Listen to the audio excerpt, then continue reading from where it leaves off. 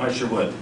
Ladies and gentlemen, you've just heard pretty compelling evidence, rather long evidence, about the history and the situation that we face. Visiting with all of my constituents here in this room here, and the people that are responsible for the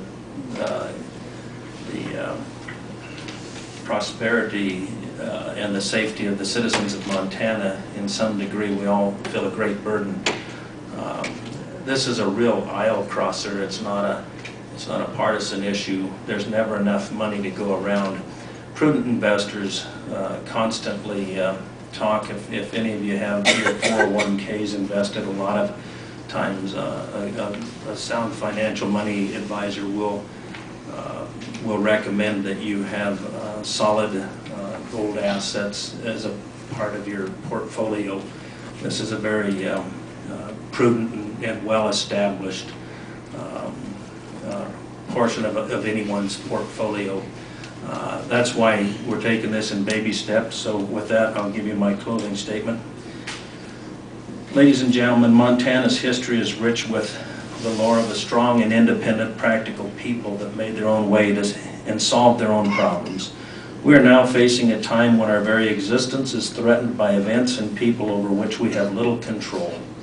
Wall Street's biggest banks and players have taken our financial system to the brink of collapse through foolish and risky, complex financial products that the average American neither understands nor has profited from.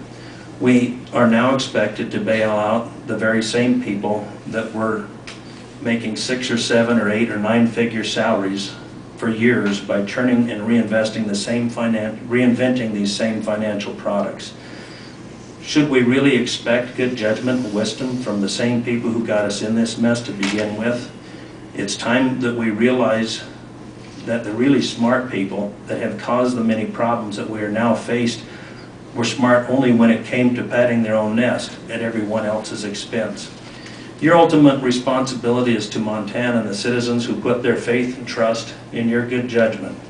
You have in your power the opportunity to change the direction of our state from the follow-the-herd mentality that comes from fear and confusion to a direction of proven constitutionally backed sound money.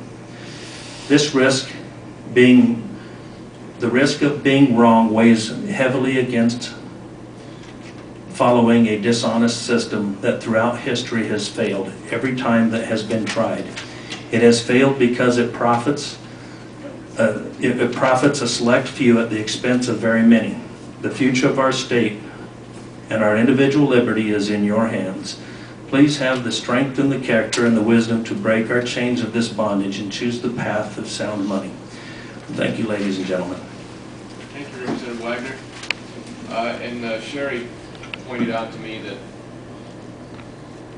I didn't see any opponents volunteering when I asked earlier, but I do want to make sure that if there was any opponents in the room, I needed to give them an opportunity to speak if they wish to do so. So, any opponents to House Bill 639? Seeing none. And also informational witnesses? Seeing none.